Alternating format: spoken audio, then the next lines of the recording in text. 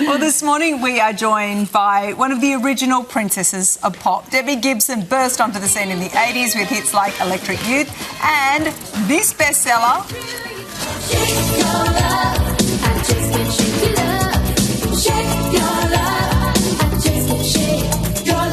Yeah, now after almost 40 years, Debbie is back in Australia for a new national tour, supporting another iconic band of the decade, Go West.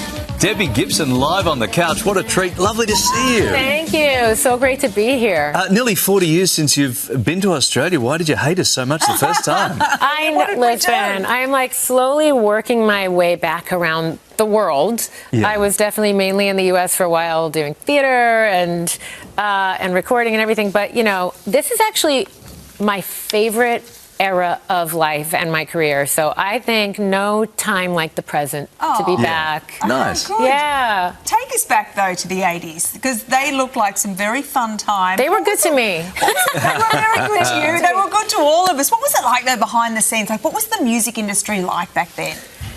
You know, I mean, like, my world was so unique because I started with, like, writing and demoing songs in the family house in the garage. And, like, I was just very much on this trajectory with my late mom, who was, like, one of the original momagers. And she was a really incredible music executive. We were on this mission to get the music to the people. We just had this love of music. So, you know, the business sometimes supported that. Sometimes it was like, listen, being a young girl in the music business had its challenges, and my mom was always around whether people liked it or not, which ended up boding well for me and my sanity. And, you know, it was a very organic time. Like, so I played clubs to get that first song, Only in My Dreams, off the ground. And you really kind of had to earn your stripes and connect with your audience, like 200 people at a time in a club. And you built something. And it feels like now I'm at this point where I look back and I go, yeah, I've built something with my audience, and we are all still here, and like everybody's like reinvigorated, and it's such a great feeling. As that young girl schlepping around the clubs trying to get the music heard, did you have this dream that one day it might be this, that you might be doing this 30 or 40 years from now, or was it like a day-by-day thing for you? You know, I reflect on this all the time because I think as we get older, we do take in the meaning and the magnitude of things, right? So, like, I was in Singapore last week, and I'm looking out the window, and I'm like, I'm in Singapore. Yeah. Nearly 40 years later, and people are like, and I've been to South America this year, and I've been, you know, the international engines have been fired up, and I'm still always touring in the U.S.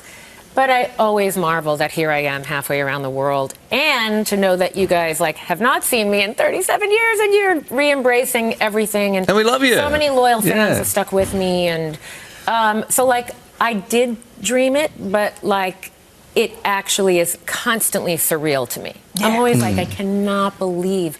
And as a songwriter, like, those songs are my babies. Yes. And so to have people celebrating them and singing them with me, and to know that people have taken them on their entire life journey, it's like, it's the most profound what a privilege. honor of my life. Exactly. Yeah. Yes. Look, as you said, you have been everywhere, but now you're in Australia. You're sort of one show into the tour. How's it going so far? How do you feel? You sort of one show down. You were in Perth first, is that right? Yes, I was in Perth. Listen, we're just getting the engines fired up. Go West is amazing. The Perth audience was incredible. I'm just like off the plane last night and kind of Where am I? I'm just really at the start of hopefully starting to see things in Australia. Yeah. We're a big country to crisscross. Very sad news yesterday, of course, with Dolly Parton. Yes. Must have been an inspiration to you as a young performer. Oh, 1,000%. And as a songwriter, she and I are in a very exclusive club of, I think it's only 4 women who have written multiple #1 songs. She is so the epitome of what it meant and what it means. We'll keep her in the present tense because I think she'd like it that way. To be a one-woman show, like there has never been, and there will never be another Dolly. Yeah. You know, she was self-deprecating. She was so beautifully feminine, but also beautifully tough. And I think I think part of the loss for people is that we live in a world right now that's chaotic and divided in a lot of ways. I think everyone can agree on Dolly. You're right. I think you're right. Because that kindness and that the charitable nature of Dolly, the books she gifted to children, and just she made it cool to be so joyful and so giving, and so herself, and so herself, yeah. And it's just a reminder of kindness. I see a lot of people posting like, do an act of kindness in honor of Dolly today, and I second that emotion. Yeah. What a lovely message. So good to see you today. Yes, thank you. Oh, you know what else? Wait.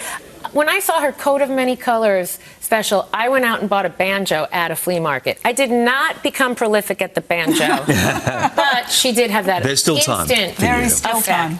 Yeah, that's a lovely I'll leave that piece. alone. We'll That's stick a to the lovely keys. piece. All right. Hey, great to see you. Thanks for Great sticking to around. see you for us. guys. Thank you so much.